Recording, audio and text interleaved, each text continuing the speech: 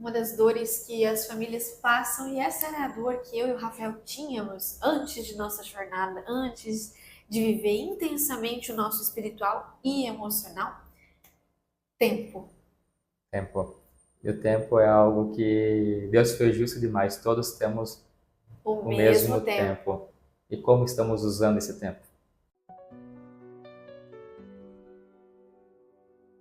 Bom dia, mais um dia performando para sermos família. E hoje nós vamos ler Colossenses capítulo 3, versículo 23. E tudo quando fizerdes, fazei de todo o coração, como ao Senhor, e não aos homens. Nós entendemos que cada adulto de hoje tem uma criança dentro de si. E essa criança, ela aprendeu algo na sua infância. Ou ela aprendeu que ser dona de casa é ruim, ou ela aprendeu que trabalhar demais é ruim. E de acordo com aquilo que ela aprendeu, ela busca viver geralmente o mesmo padrão ou o contrário para não sofrer a mesma coisa que sofreu na infância. E nessa busca, ela começa a querer aprovação, ser reconhecida, ter o seu nome de sucesso, constituir coisas, bens materiais. E esquece o principal motivo de estarmos aqui, que é o nosso propósito, que é trazer uma herança para as próximas gerações, um legado, que não é sobre material, mas aquilo que Deus quer deixar para cada geração. Bruna, você está sendo utópica. É impossível viver no mundo sem ter o carro, a casa, o dinheiro. Deus diz que a gente primeiro precisa buscar as coisas do alto. E buscando as coisas do alto, como diz aqui em Colossenses, eu tenho que fazer o melhor que eu posso. Só que tem algo a mais, né, amor? Tem algo a Sim. mais que dificulta a família de viver o seu tempo de forma com qualidade. Na verdade, a gente costuma muito dizer que é a falta de foco, né? É o maior causador disso. Mas assim como a grande maior parte de nós passamos por isso e passamos por isso diariamente. O tempo é curto, né? Gostaríamos que o dia tivesse 30 horas, 35 horas, somente aquele dia muito ocupado, um dia produtivo ou um dia improdutivo, que eu queria ter mais tempo para poder concluir. Então a gente sempre podia ter mais horas. Mas o que que acontece? Quando você tem metas, você coloca na tua agenda. Então, por exemplo, não sobrou tempo para brincar com o filho, não sobrou tempo para fazer alguma coisa com a esposa, não sobrou tempo para jantar com a família. A gente sempre tem as historinhas e são historinhas verdadeiras. Que de fato não brinquei com o filho porque eu fiquei trabalhando até mais tarde, mas se você olhar o trabalho até mais tarde, realmente você foi produtivo às 12, 14 horas que você trabalhou, ou nesse intervalo você se distraiu 1, 2, 3 horas no Instagram. Você tirou um cochilo que não deveria, você fez algo que não deveria. Aí aquela atividade que podia acabar às 18, você acabou às 20, porque você desfocou. Então, realmente, será que é falta de tempo? O teu tempo está totalmente produtivo ou é a improdutividade que está gerando um espaço maior para você necessitar de trabalho? Então, a gente diz assim, né? Nosso filho aqui, se eu abrir a agenda aqui e mostrar para vocês, diariamente ele está na nossa agenda.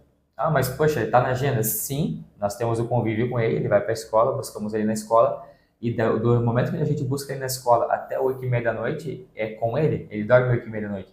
Então pode ser 3 horas, pode ser 4, pode ser 5, pode ser 2. Então a gente tem um combinado. Podemos atender cliente à noite? Podemos, mas alguém tem que estar com ele em casa. Ou ele está junto com nós.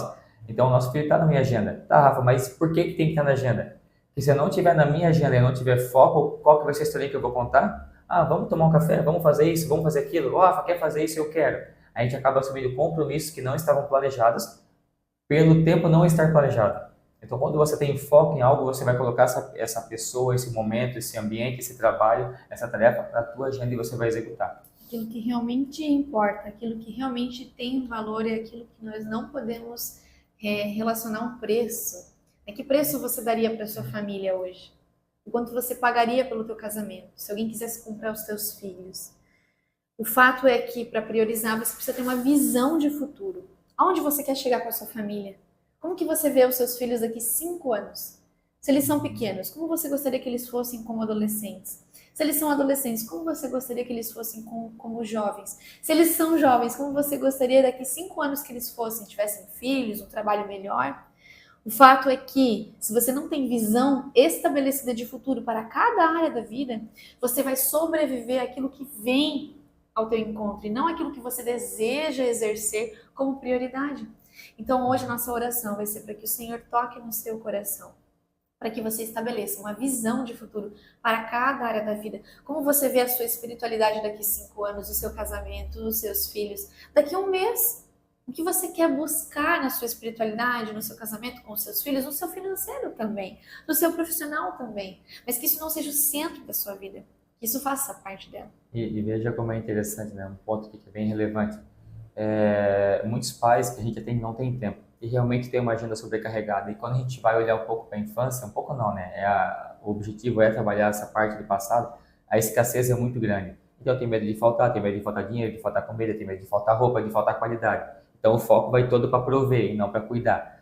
Só que esse tempo que não é dado para a criança hoje, é dado no futuro para recuperar da droga, para recuperar de marginalidade, para recuperar de coisas Dos vícios disfuncionais, em telas. dos vícios em tela, de disfunção, TDAH, uma série de situações. Então, sempre o tempo que falta agora, ele vai ter que ser usado depois. E tem muitas mães que não conseguem, de maneira alguma, não só mães, pais também, não conseguem dar um tempo para o filho. Mas quando o filho fica doente, consegue parar o trabalho, consegue largar as tarefas, consegue ficar em casa, assistir um filme junto. Por que que o filho precisa ficar doente para a gente conseguir dar um tempo para ele? Por que não dar amor todos os dias? Então, entender que o tempo vai ter que ser dado do mesmo jeito. Ou quando está no amor, ou quando está na dor. Então vamos orar para que possamos realmente curar tudo aquilo que é preciso para viver o nosso tempo de qualidade com aquilo que realmente importa. Sim, Senhor nosso Deus, Pai, nosso dia tem 24 horas, Pai, assim como todos. Te pedimos que o Senhor nos ensine a usar com sabedoria, nos ensine a dentro desse intervalo, Pai, descansarmos conforme nosso corpo precisa, a darmos atenção àquilo que precisa, ao trabalho, porque o homem nasceu para prover, para trabalhar, faz parte da natureza, mas que também nesse intervalo tenhamos o cuidado de olhar para nós, olhar para o nosso casamento, olhar para os filhos, olhar para a saúde, olhar para aquilo que tem que ser olhado, Pai, e também olhar para Ti, que é o Senhor que nos sustenta.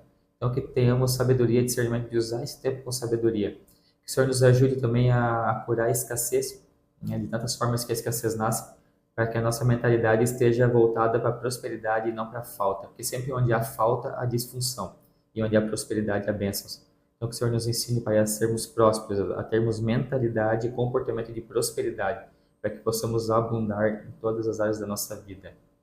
Amém. E se esse vídeo fez sentido para você, compartilhe com quem você ama, ative o sininho aqui do canal e siga as nossas redes sociais, @Família que Performa.